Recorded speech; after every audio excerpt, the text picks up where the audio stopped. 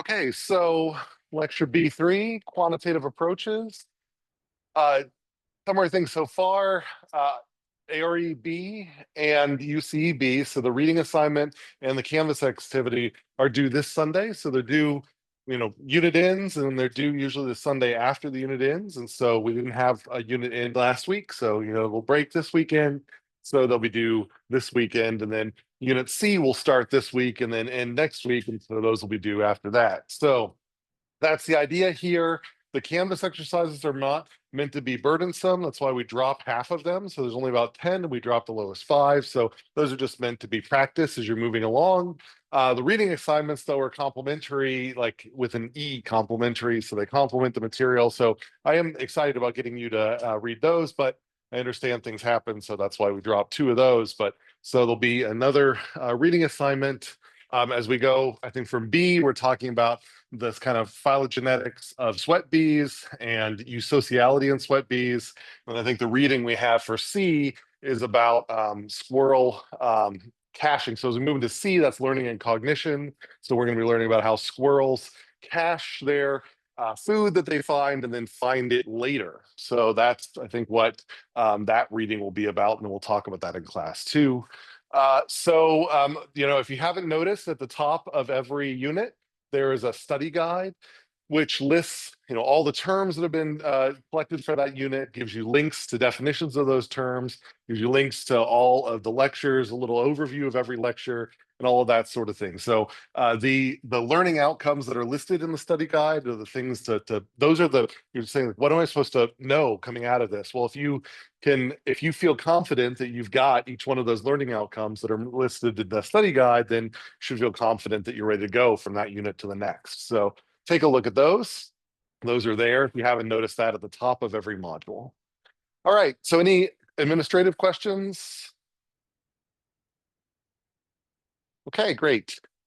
So we've been talking about phenotypic variation that exists in nature. You look at a species and you start noticing that in this case, it's this morphological variation. A bunch of dogs look different in all sorts of ways, but there's also behavioral variation. So you'll notice in a honeybee, for example, it is now known that in any honeybee colony, there's these attention deficit bees and these bees with really high attention. So these high, what we're called latent inhibition bees and low latent inhibition bees. And so when a bee lands on a flower, some bees will just leave and move to the next flower almost without anything forcing them off that flower. The other ones, that flower could be moving in the wind and they are just going to be just locked onto that flower. So that's an example of behavioral variation that is interesting to explain. When you notice that a bunch of individuals can be kind of put into groups,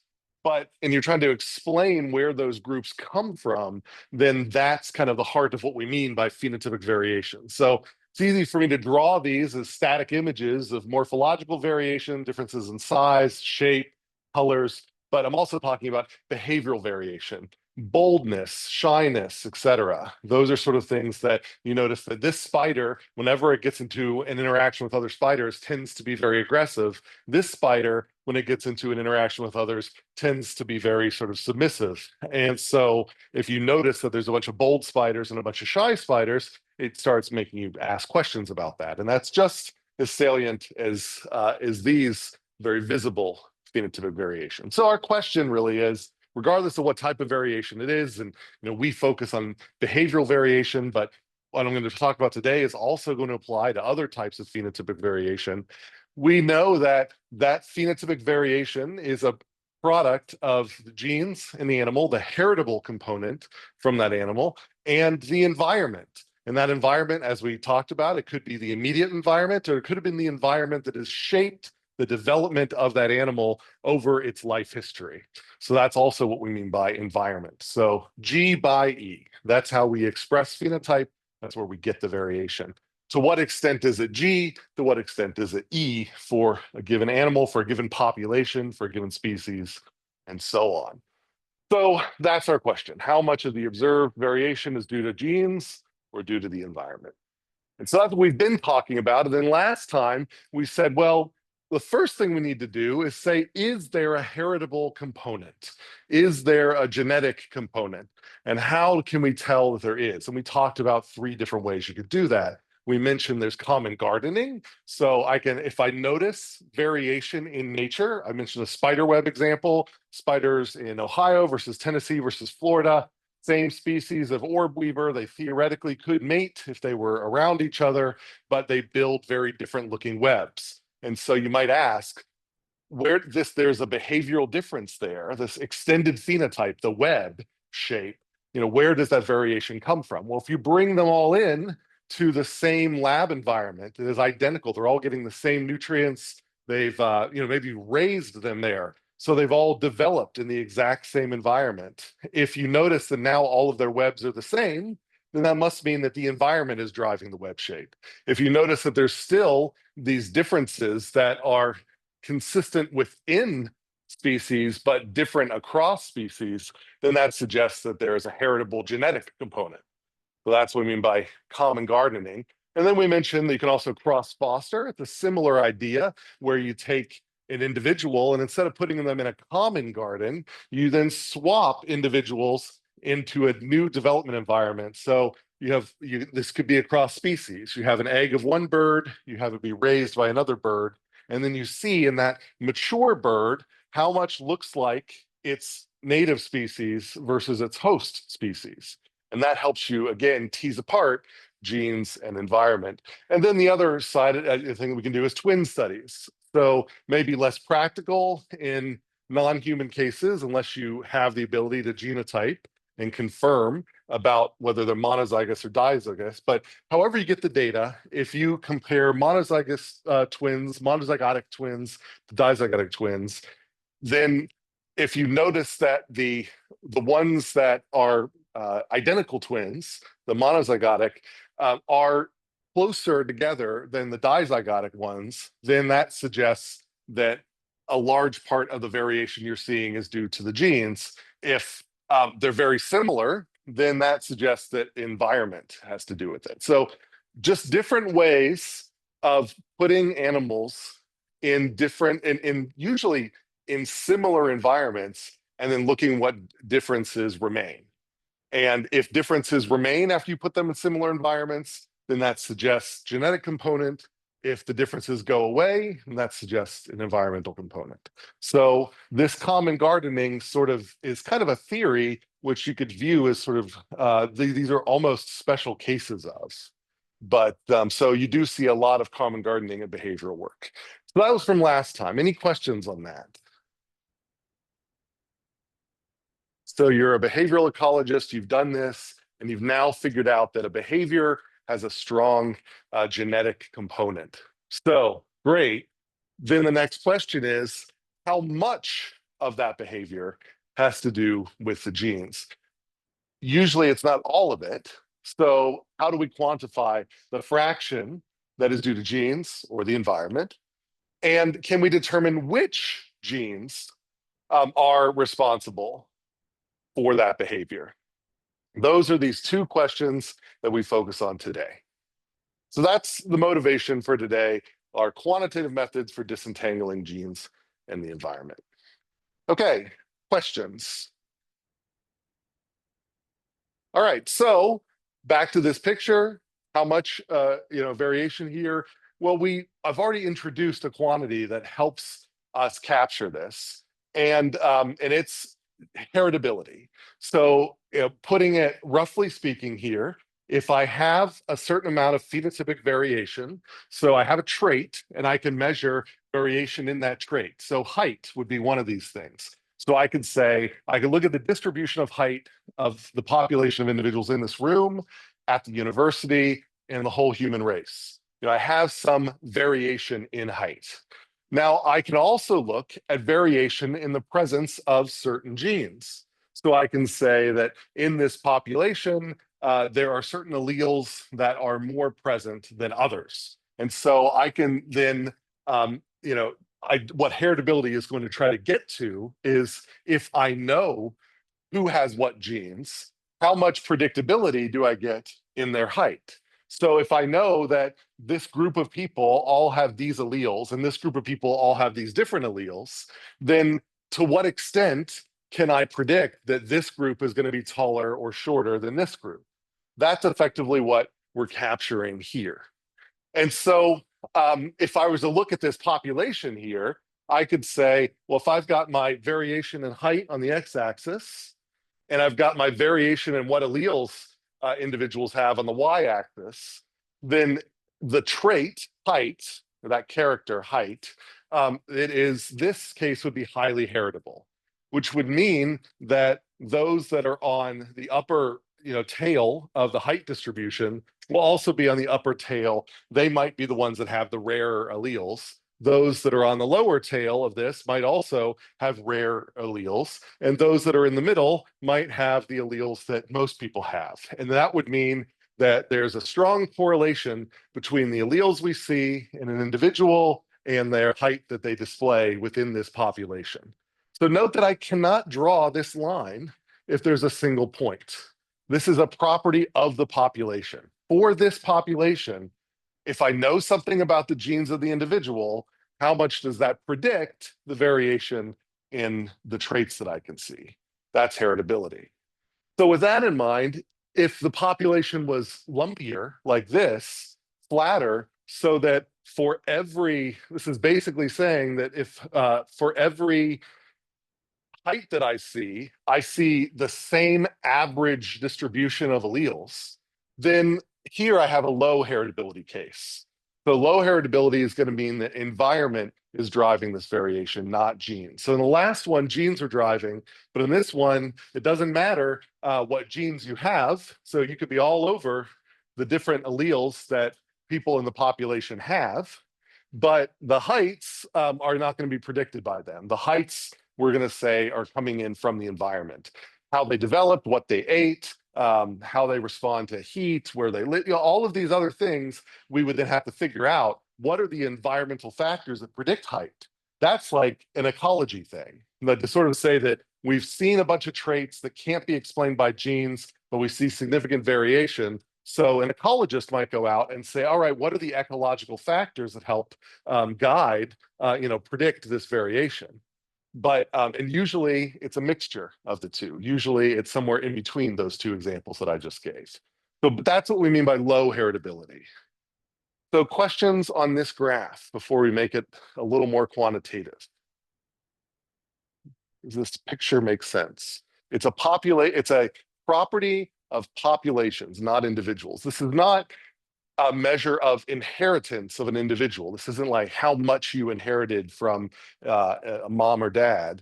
This is a measure of the population. How much of the variation in the population seems to be due to genes and not environmental factors. That's heritability. Okay, so we can split up variation, genetic variation, or variation due to genes into these two components. And this is getting a little bit into the weeds, but we have to know about it because the heritability that you're going to see in papers in this class is always going to be this lowercase h. And that always suggests the question, well, what about uppercase h? And in order for us to define lowercase h, we have to know about uppercase h. In order to know about uppercase h, we have to know about this split. So I mentioned the split to give us an appreciation of this, but this is sort of a little bit into the weeds, and this is more of something that might be a slightly more advanced discussion under kind of an evolution heading would go into this more, but I at least need to note that it exists. So the idea here is that we have additive genetic effects or additive genetic variants and non-additive. What do I mean by non-additive? I mean like things like dominance, epistasis, G by G effects. So what I mean by that is like, let's say you've got multiple genes that affect height. Well, it would be easiest to say that if you have an allele of one gene plus an allele of another gene, that the effect of having both alleles would be similar to having the effect of one allele and the effect of another allele, and then taking those two effects and adding them together. That's what we mean by additive variance. But unfortunately, it gets more complicated than that because sometimes you have these effects where one allele can mask the effect, what's going on with another whole gene. And so there are these non-additive effects where it's like, well, as long as you don't have this allele, then if you add up all of the other alleles that you have across these different genes, then that predicts your height. But once you have this allele, then it just throws all that out the window and your height is only predicted by this one over here. That sort of thing. That's kind of like I gave the example of hair color, where with epistasis, where if you're got an allele for baldness, then it doesn't matter what alleles you have for hair color, because the baldness one knocks that out. So it's a G by G effect. And so those G by G effects, dominance is another one of that, dominant and recessive, those fall into non-additive.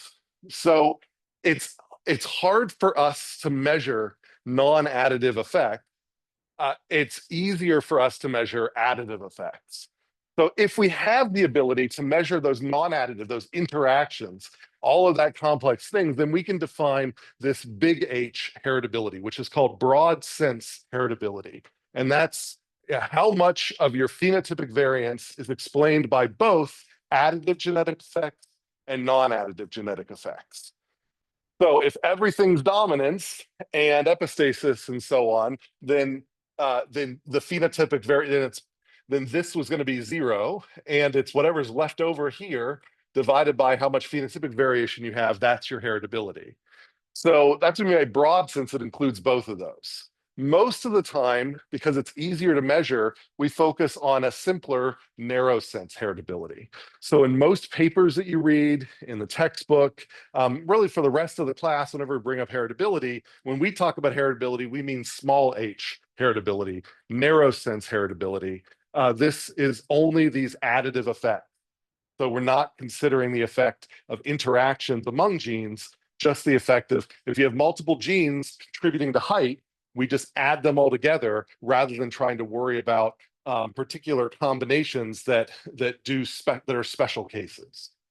And so that might be a little difficult it might be a little abstract.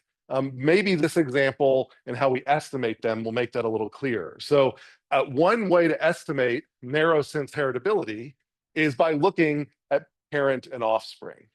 So we can say, we're going to look across offspring. Like I could go across each one of you, I could measure your height. And this is what I'll do in the next slide here, not on each one of you, but an example of what that data might look like. So each one of you, I can measure your height. And then I could ask the average height of your parents. And I could take those points, height versus average height of the parents, and plot them on a scatter plot. And so that's what we've got here. Every individual in the class, this is the individual's height. This is the average height of mom and dad. And so we've got a bunch of individuals, and then we can fit a line. So we can do a linear regression. And basically, the slope of this line is a direct measure of the narrow sense heritability. So this is a purely additive effect. And so we're just saying we know the height of mom, the height of dad, we take their average. So that's kind of an additive measure of mom and dad. And we're seeing how much that average predicts the height of the offspring. And that is directly related to the narrow sense heritability. Now, in reality, it might be that the alleles that you got from mom and the alleles you got from dad, they interact in non-additive ways. And so that may affect how much can be explained by this additive part here. So there still will always be some additive component, but there's a non-additive component that is like noise. And if there's a strong interaction effect among the genes, then it's just going to suck away from the ability of the additive to show up here. So there may be additional genetic variance from the non-additive effects. We're going to assume that they're minimal, or that this captures enough of it to be interesting, because this is just much easier to measure, because we can take phenotypic data for both parents and offspring. We don't actually have to do any genotyping of the individuals to estimate this. And this is why we often see narrow sense heritability in papers and books and so on. So that's what I mean about additive. It just allows us to do tricks like this, without having to get into the ugly genetic architecture that's actually going on underneath the scenes. So questions about that, about this example of narrow sense heritability. So if height was not heritable, then that would mean that across all there'd be like there could be short parents and tall parents, but a short parent would be just as likely to have a short offspring as a tall offspring, and likewise for a tall parent for a short offspring and a tall offspring. And so these points will be all just going to peppered around here. So this best fit line, this regression line, would be through the middle. And that would give us an h squared of 0. So 0 narrow sense heritability. All right, questions about that?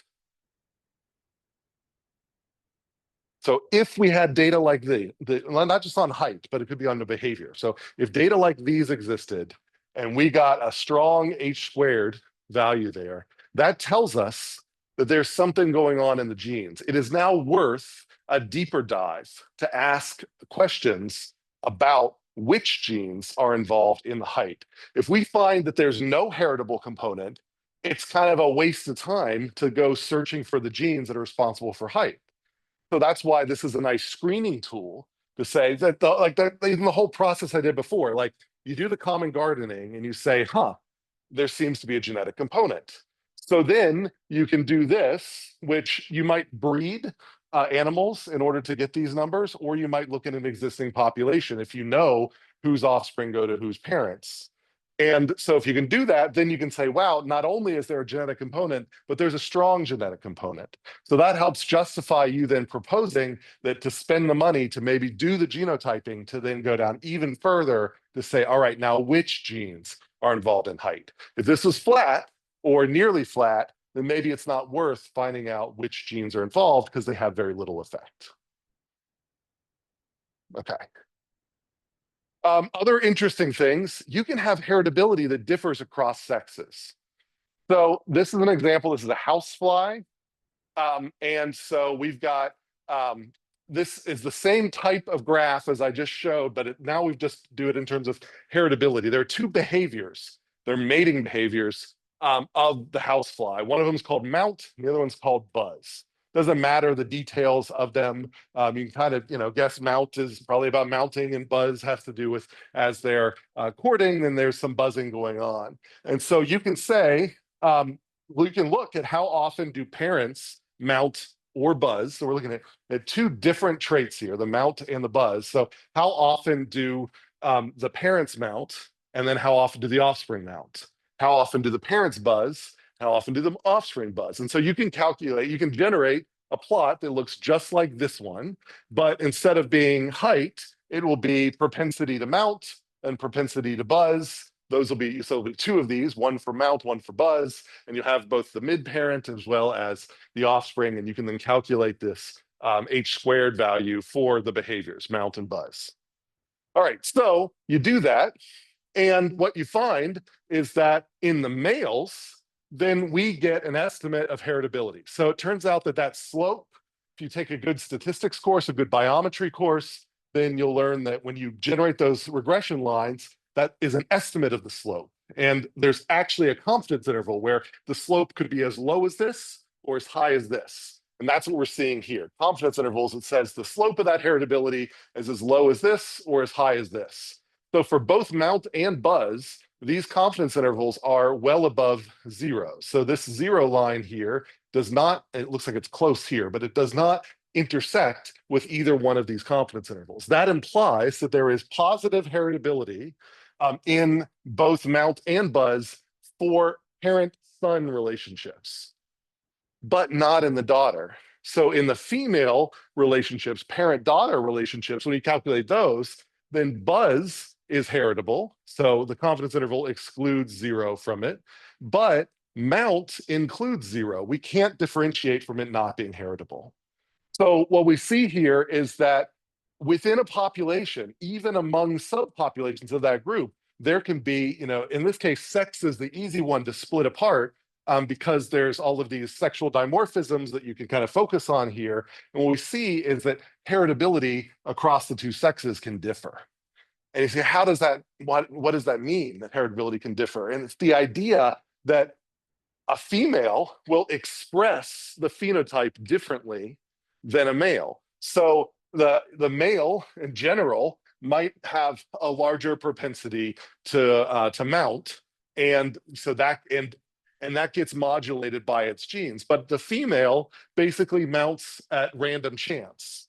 So it's like she just happens to have the machinery to mount, but she, for whatever, it's not triggered by the same stimuli that the male is paying attention to. So if she mounts, it might not be mounting in the same sort of repeatable way. And so her genes aren't really quite as involved. So, that's just one speculation. But because of that, because in this case, and you can come up with other groupings, but in this case, in this single population, the subpopulation of males expresses the phenotype differently than the subpopulation of females. And because of that difference in how they express, then that means you get different heritability. So you can have it heritable for males, but not for females. So, or put it another way, genes explain the behavior for males. Genes do not explain the behavior for females. So this is an interaction effect with sex. So it's a little bit like a non-additive effect, where if you're female, then the genes that you have that would drive you to do these behaviors just get muted out. But if you're a male, those genes are passing through. So we see the effect of the genes in males. We don't see the effect of the genes in the females. High heritability for males, low heritability for females. So if you were breeding and you wanted to breed houseflies that just had a lot of mounting or not a lot of mounting, whatever you wanted to go, you should not be breeding based on the phenotype you see in the females, because their mounting ability will have nothing to do with the heritable component. Whereas in the males, if you breed based on their mounting ability, then it is tied to their genes. So if you breed for mounting via the male observations, then you will get more or less mounting depending on how you're doing the selection. But if you do that breeding with females, then the mounting you're seeing is basically just environmental noise. And so if you have a female that just happens to show high mounting propensity, her offspring may not show high mounting propensity because there's no genetic relationship. Questions about that? Heritability can differ across sexes. Okay. Yeah, so these are just two different behaviors. So there's in these house flies, in their reproductive behaviors, there's enough, you get, if you watch them, you do what's called an ethogram, and you can say, oh, this male is mounting with or this mating with this female. What are all the different behaviors that he can do? And so buzzing is one of the behaviors, mounting is another behavior, and then a female can also do that. And so what we're saying here is that you do observe males and females doing both of these. But the females that mount, you can't predict how often they mount by looking at their parents. But the males that mount, a male that had parents that had a high mounting number, or likely to have high mounting number for the offspring as well. So I called it, it's mountain buzz, but that's not the important part. It could be anything. It could be smiling and crying or something like that. Yeah. Okay. Other questions? So that's heritability. So we want to step it up and do the second question here, the more quantitative question. That's next. Okay. All right. So yeah, let's do an eye clicker.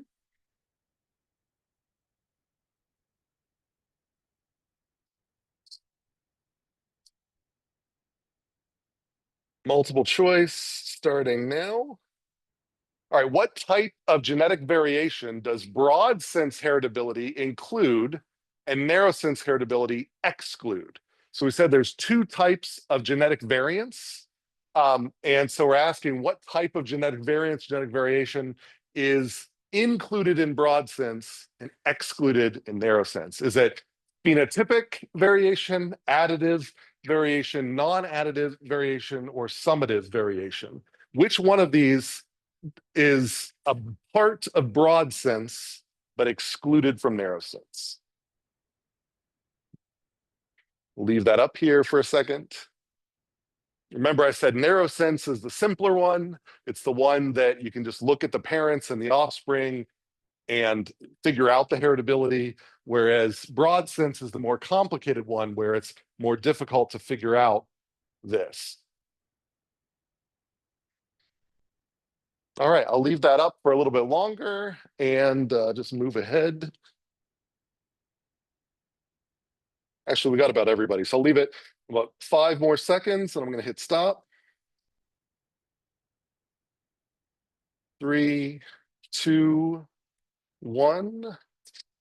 Okay.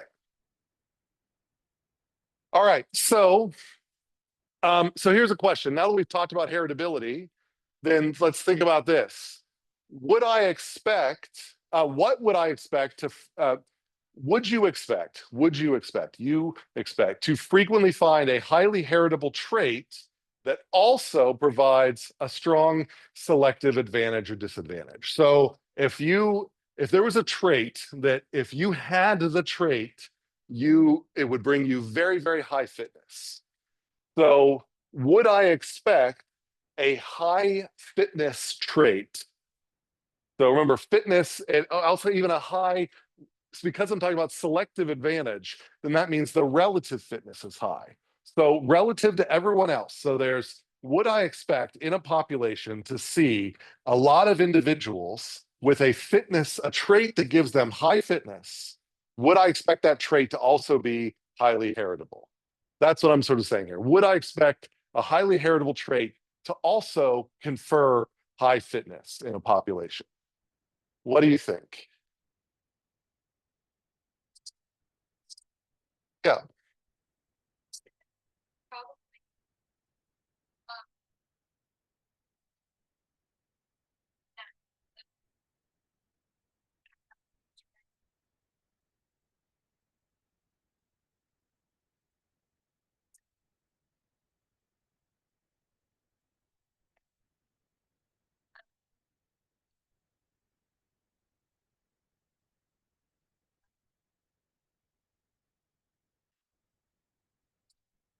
Okay, so there is a thought that if it's selected for, then offspring are more likely to get it.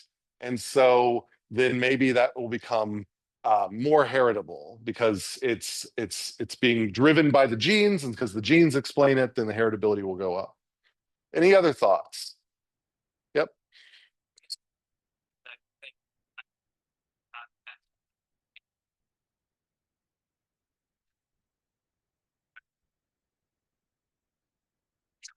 Okay, so now we're talking about, so there's one point, it sounds like if it's giving an advantage and people and individuals are giving it, if it provides an advantage, then that means that there's very few individuals that haven't.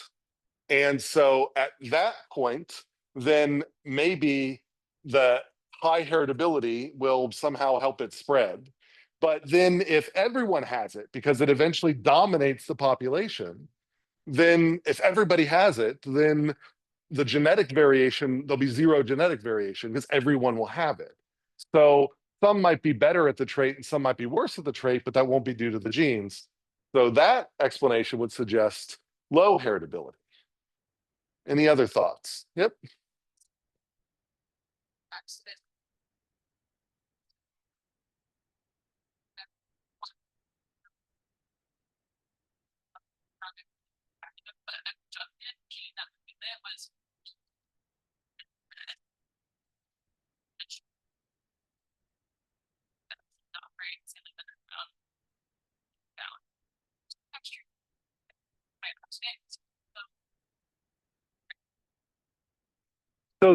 So then there's a question. So you could say, well, maybe. So there could be traits that are due to the genetic architecture bolted onto other traits. And so some traits are selected for, but other traits are kind of riding the coattails of that trait because they're always nearby. Then you might see a trait that confers no fitness advantage by itself. And so it's not under pressure. If you have only that trait, then you're not, but it happens to correlate with the trait that does provide pressure. And so there's that kind of throwing things into here too. And I think that will be also important in sort of the resolution to this. But any other comments or thoughts about this? It's a tricky question to think about because heritability is so tied to breeding. And so it does feel, like it's tied to selection. And if it's tied to selection, then selection, you would think, might have an impact on heritability. But this idea of whether it's going to go up or whether it's going to go down, it's a tricky one. But if you go back to our fundamental definitions, remember, heritability is a property of variation in a population. So the idea here is that if you see highly heritable traits often, that either it's unlikely to be under selective pressure. So think about that. It's like if what is a highly heritable trait? That is a trait where the genes in the population predict the phenotype. So if you see a heritable trait, what you're saying is not that that trait is everywhere. It's actually kind of the opposite. What you're saying is like, oh, I see a trait, height, for example, a character really, that the different character states are predicted by the genes. If it confers selective advantage, then you wouldn't actually expect to see that often because those that have the good version of the character, the good trait, those would end up being the ones whose offspring dominate the next population. So then eventually you get rid of all of the ones that have the low fitness versions of the character, the low fitness traits. And so at equilibrium, then you would expect maybe the heritability washes out. So if you do happen to see, like you go in and you measure a behavior that has really high heritability, that's often a red flag that maybe we're out of equilibrium, or maybe this actually doesn't confer much fitness. Because if it's just a trait that is just hanging around, it's just variation that's out there. If it's highly heritable, if it provided fitness advantage, it's like the breeder. Natural selection is like an emergent breeder. And so just like a breeder can go down and says, I like that color of pigeon.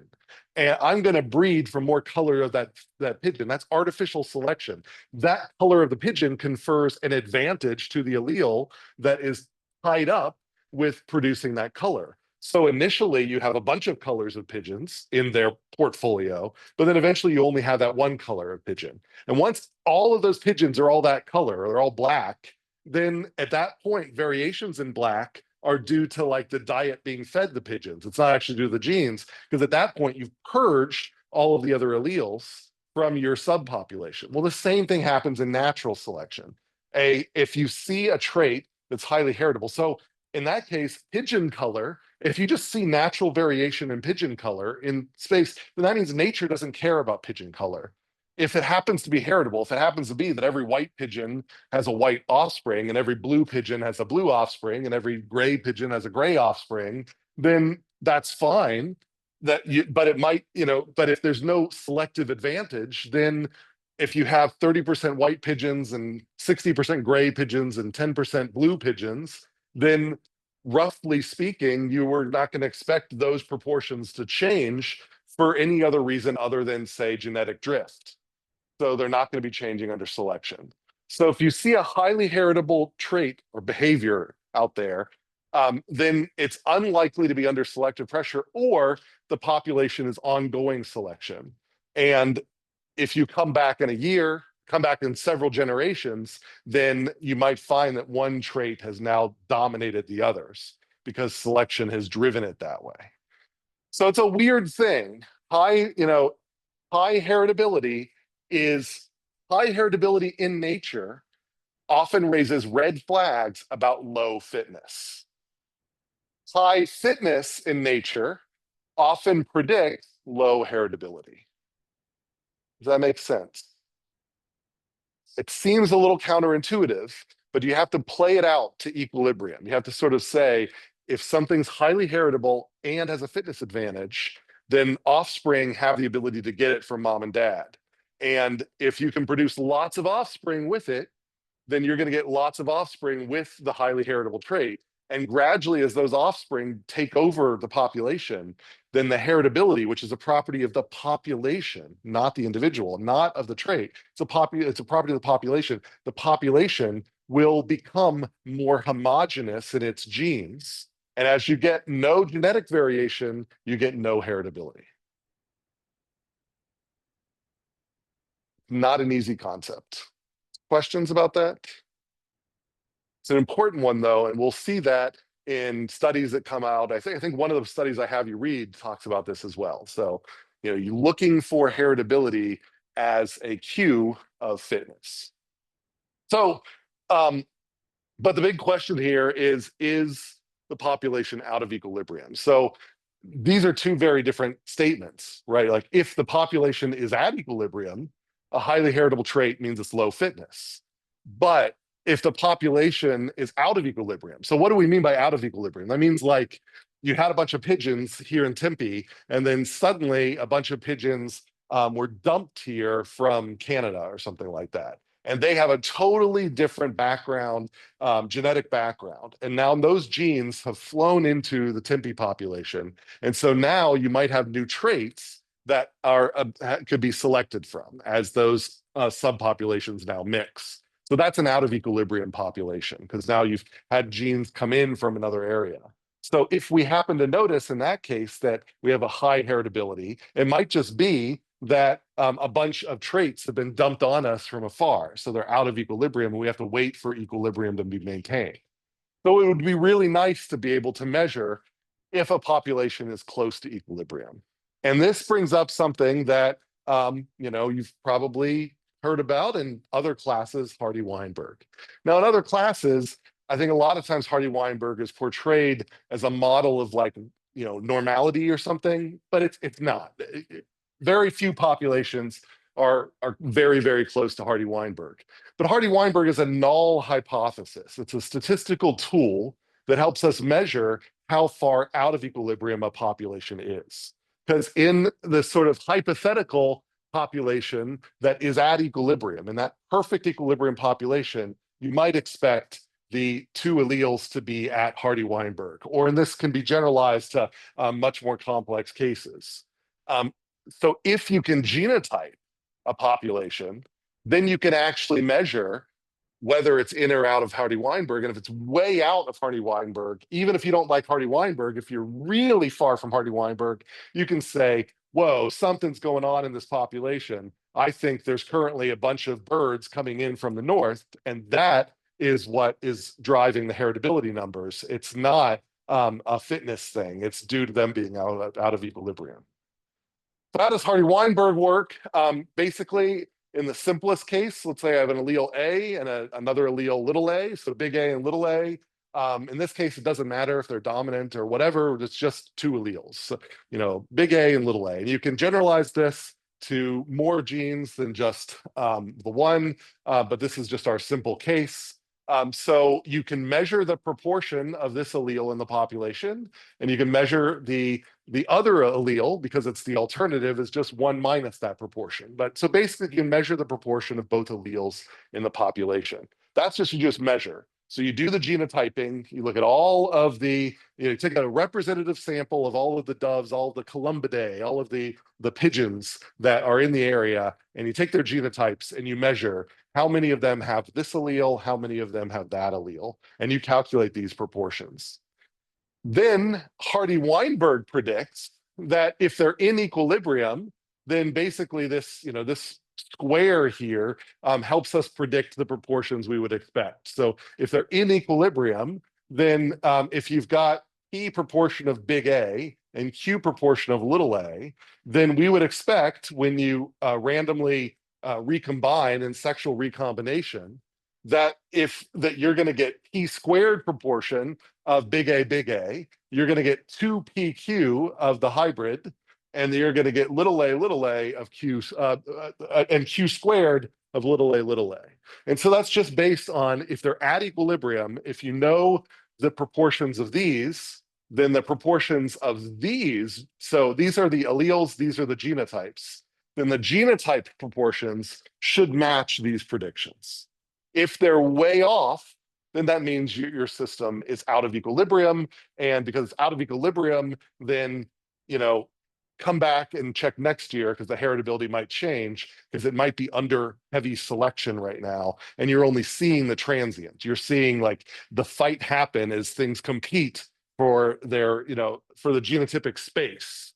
And if you come back in a year or a couple of generations, then that fight might have resolved itself, unless constantly you're getting new individuals being dumped into this subpopulation from elsewhere. So that's how we use Hardy-Weinberg to see, is a population out of equilibrium? So I'm not going to test you on whether you know how to use Hardy-Weinberg. I'm not going to do the stuff you do in 340 with Hardy-Weinberg, but I want you to know that Hardy-Weinberg exists and that it is a tool that if you can measure the frequency of alleles, you can test the frequency of genotypes. And if the frequency is way off from those predictions, then you can see that the population is likely undergoing change. And if it's undergoing change, then you can't interpret heritability numbers. But if you find that it's close to equilibrium, then if you find a high heritability trait, it's probably a low fitness trait. Questions about that? An example of that is this paper about this puff-throated bulbul. Well, they basically did exactly that. So they did high throughput sequencing. This is in 2014. So it was cheap then, it's even cheaper now. So they basically were able to find a bunch of these microsatellites, so a bunch of these little portions of genetic material in this population of these birds. And they were able to assess from the genetic diversity how far out of equilibrium these birds were.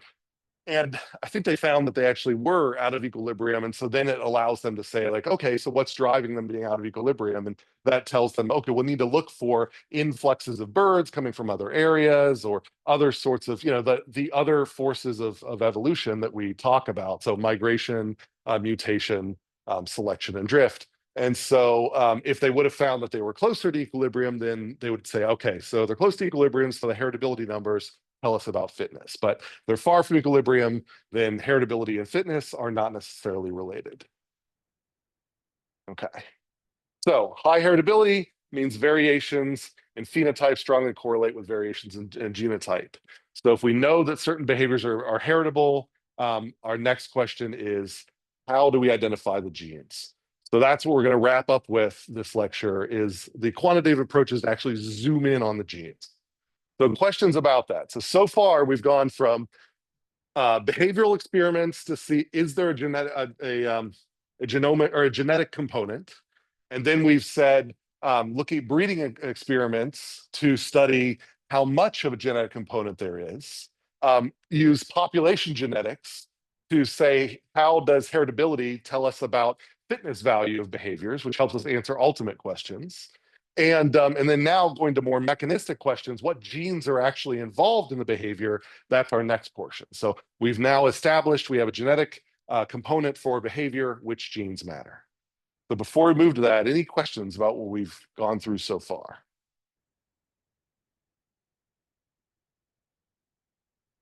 Okay. All right. So when we talk about behaviors, we're usually talking about quantitative traits. We already defined quantitative traits. These are phenotypic characters that have a continuous distribution of trait values across a population. So it's not just like you're shy or bold. You're on a continuum from shy to bold, for example. That would be, height. That's another one.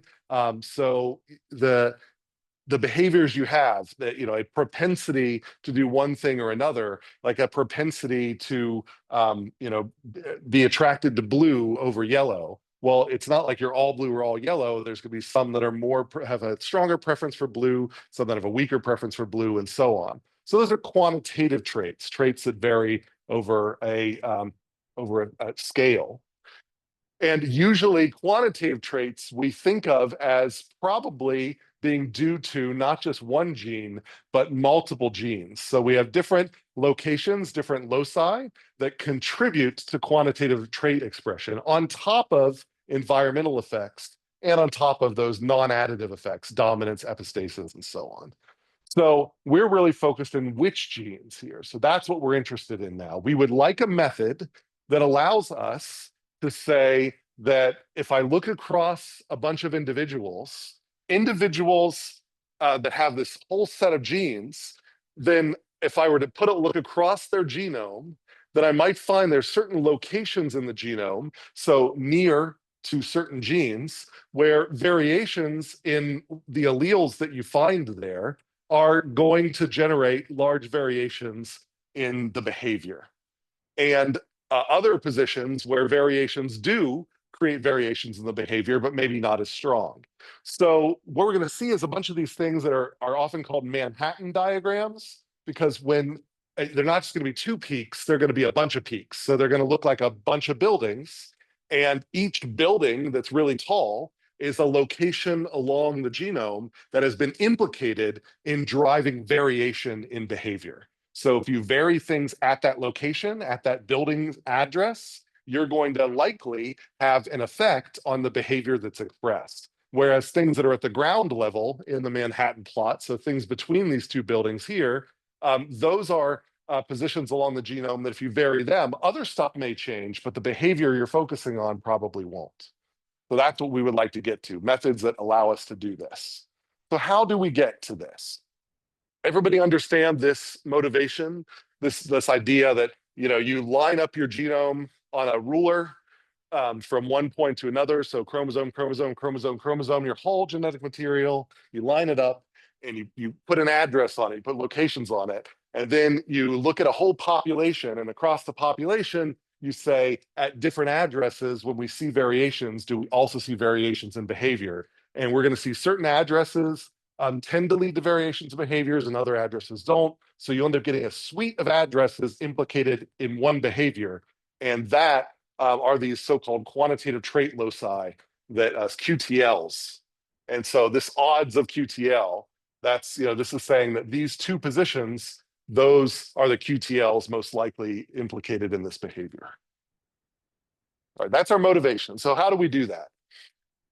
So step one in QTL mapping. So this is the process of identifying QTLs associated with the expression of a trait.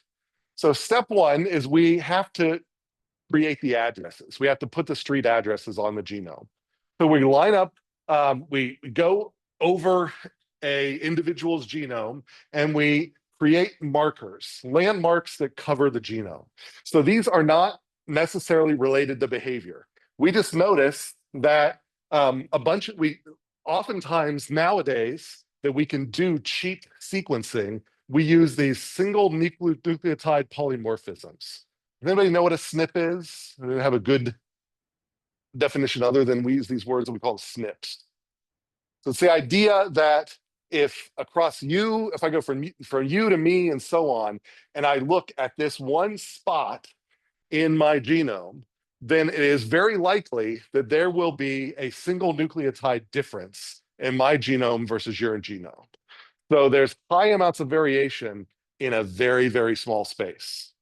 And what's great about that is I can say at this particular location in the genome, if I have an A and my wife has a G, then if we look at our offspring, if we look at that same location, then it theoretically is possible to infer whether that location was more likely to come from me or from her. So there are markers that allow us to follow things down. Now, even if she and I have, even if that particular SNP is inherited from me, it may not be involved in the behavior, but it gives us a marker to say, oh, he's got all of dad's SNPs around here. And so that allows them to put an address scheme on the offspring to say that if we notice things going on in the offspring, that now we can associate with things that are going on in dad. So now what we're getting to here is we're going to induce phenotypic variation and measure genotypic variation so that we can match the two of them up together. So that's what we do is we go along a bunch of individuals and we establish markers. We establish things where we can say, these are things that positions, these are little sequences at these positions along the genome in the parents that allow us to create a map of the genome that we can follow as it lands in the offspring. So we create a huge set of markers across the parents. Just, an ATG here, a GAC here, whatever. They're these small sequences, small sequence regions, for example, SSRs or SNPs in these different regions, and we know that where they are. Okay, so that's the first thing we do. We just create the address scheme. And then the presence and absence of these markers will vary across the offspring. And like I was saying, that helps to map how different regions of the genome are linked during sexual recombination. So that's we're trying to create a so-called linkage map. So if we notice that in dad, there's a certain set of markers that are close to each other, and we then see in the offspring, those same set of markers are there and also close to each other, then we know that those regions of the genome tend to be passed down as clumps. So they're linked together. So it allows us to get a linkage map where we know that this region of DNA from dad shows up in the offspring, this region of DNA from mom shows up in the offspring. So that allows us to map the variation in mom to the variation offspring and dad to the offspring. So it allows us to create a linkage map. So that's the basic idea here. Now, I know it's getting a little complicated if you've never seen QTLs before. Sometimes you go over this in 340. But I happen to throw up, this is a potato example here. Potatoes are tetraploid, so we're diploid. They have 4, so they get 2 from mom and 2 from dad. And it gets so much, we are so anthropocentric in the way we approach biology. We kind of think about biology as if everything's human. But once you get to tetraploid organisms, it gets even harder because not only do you have to worry about the presence or absence of allele, but you have to worry about the dosage of an allele. Because now you could pick up one allele from dad, or you could get that allele twice from dad because you inherit multiple chromosomes from dad and multiple chromosomes from mom. So we're kind of lucky as biologists that we focus on organisms that only have 2 chromosomes that are diploid. But because the plant biologists, they have to worry about dosage and all sorts of other things. It's just like the biology of plants is so much more complicated and so much more interesting. But this is already hard enough. All right, so we create that, and then ideally, these QTLs that we're mapping are going to be polymorphic. So that's kind of what I was saying before, that mom and dad ideally have different versions, at this particular location in the chromosome, they're going to have different markers. So this marker 1, I've got one version on this parent, a different version on this parent. So parent 1 versus parent 2. This marker 2, they might happen to have the same variation. And then at the QTL, that's where the implication of where we're going to figure out that that's probably what's driving the trait. It probably also has these differences, but we really want the markers to differ so that it helps us to track whether this came from mom or dad and helps us to group things together. All right, so we've chosen our markers. So step 2, now that we've chosen our markers, we do a breeding experiment. So we're going to cross 2 parents that have different phenotypes. So this one's shy, this one's bold. This one's black, this one's white. Whatever the 2 phenotypes are. But we're gonna breed and create a bunch of offspring, and those offspring are gonna vary in that phenotype. So this is all blue and this is all orange. So some offspring are all orange, some offspring are all blue, and some offspring are different variations of blue and orange. So we create variations in offspring that are related to the phenotypes we saw in the parents. Okay, step 3. Now we have the genotypic map. So we can follow the genes from mom and dad down to the offspring. So now we have phenotypic variation too. So we can measure how much dad-like this offspring is versus mom-like. And then we look for a correlation between the genes that were inherited from dad and the genes that are inherited from mom and the phenotypic variation that we can observe them behaving in.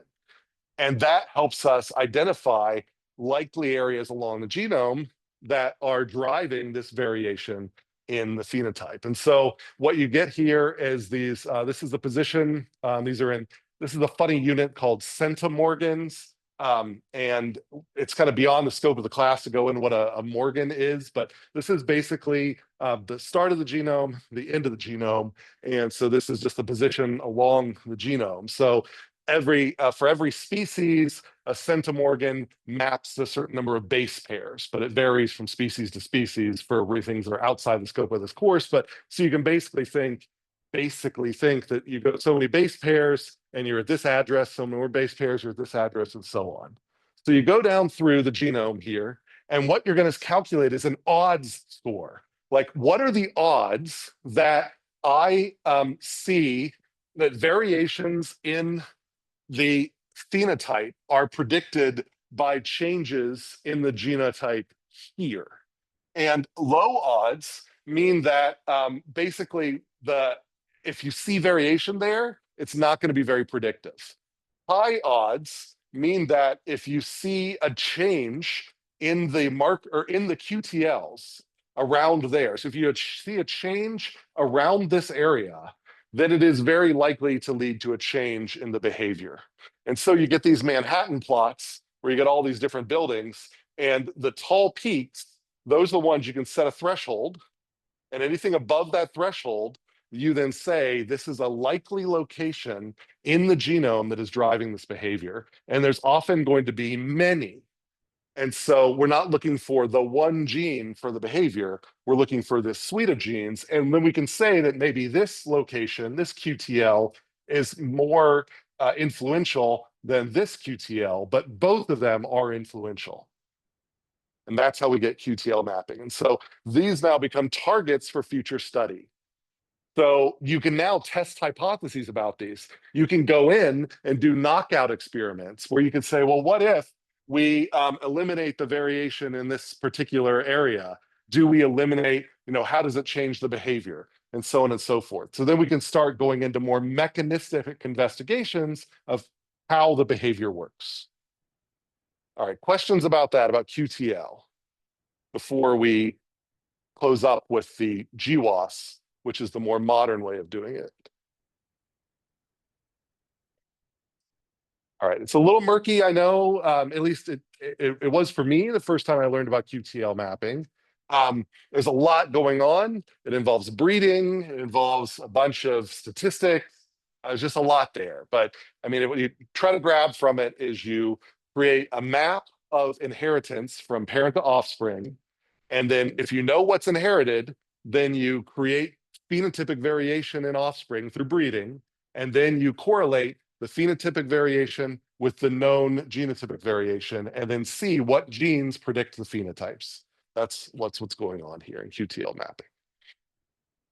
Okay, so these are our core elements. Small but complete set of identified markers, ability to do breeding, and then you look for correlation between phenotypic and genotypic variation to identify these QTLs. So this is the QTL that I'm interested in. This is the QTL that I'm interested in. Great. But if we think about it, is this practical for human behavioral studies? Why not? Yeah. Yeah, well, I mean, if I just look at these are the things I need, what's one of the killers here? Yeah, go ahead. Yeah, breeding experiments are kind of frowned upon with human behavioral work. So you maybe can hope to hitch a ride on a bunch of data that's out there already.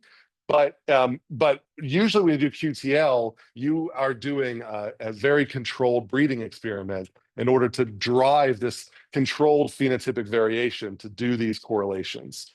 So QTLs are great for studies in the lab, not so great when we talk about trying to understand human variation, for example, human behavioral variation. So what do? That is the so-called GWAS or GWA study, a genome-wide association study. It basically, this idea here is we cut the breeding out and we put in a whole bunch of data. So I'll go into this in a couple of steps here, but the idea here is I still lay out the genome, but now I genotype huge numbers of individuals from the population. I just go out and collect all their genotypes. And then I also collect phenotypic information about them. Usually I've actually targeted, like I'm trying to find the genes involved in a particular disease, so-called the etiology, so the causation of a disease. And so I might say that, oh, I know this group has got ALS and this group does not have ALS. And so I collect a bunch of genomes, or a bunch of genotypes from those with ALS and without ALS, and then I look for correlations. And then so I get these Manhattan plots like this one here, which each one of these have to do with, this is like, you can think of this as almost like 1 over a p-value. So, low p-values mean that, so every one of these locations, you've got a variation you've got a gene that you're saying that does that gene vary in a way that's predictive of the disease that you're trying to follow or the behavior that you're trying to follow, or is it sort of random? And if you have a low p-value, then you're sort of saying it's a non-random correlation between the two of them. And what this minus log 10 thing does is it kind of inverts the p-value so that low p-values become very tall buildings in the Manhattan plot. So what we're saying here is that things that are up here have effectively a low p-value, but a tall height. And so you set up a threshold, and then those become the areas along the genome that become candidates for being involved in this behavior. So this is ideal for human applications where breeding is not possible, but you could potentially grab a bunch of data, or animal experiments where you have large populations that you can quickly genotype. Or you don't necessarily have to get 100% coverage of the genome. You can just genotype fractions of it. And as long as those fractions include a lot of candidate areas where you think you might have genes that affect the behavior, then you can do this study of. That's the idea here behind GWAS. And so I'm not going to go into a lot of details there, but I mean, these are the core differences, is that highly controlled QTL mapping, you breed, generate phenotypic variation, know the mapping of how genes get from offspring to parents, or from offspring, from parent to offspring. But you got to be able to do the breeding. If you can't do the breeding, but you can get access to lots and lots and lots of data, then you just look, what is the variation in the genome that's out there? And what is the variation in phenotypes that are out there? And you just correlate them together. And so we say that these variations down here are not very predictive of the trait. These variations up here are predictive of the trait. But you need lots and lots of data and computational power in order to do a GWAS, in order to do a GWA study. Questions about those differences or about those two approaches? Locating genes that are implicated in behaviors. These are the two core methods that you'll see over and over. And it's not just behavior. These are used for all sorts of things.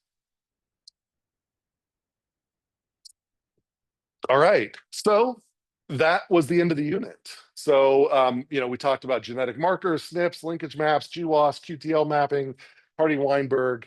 So, those are all that, we got very quantitative here at the end.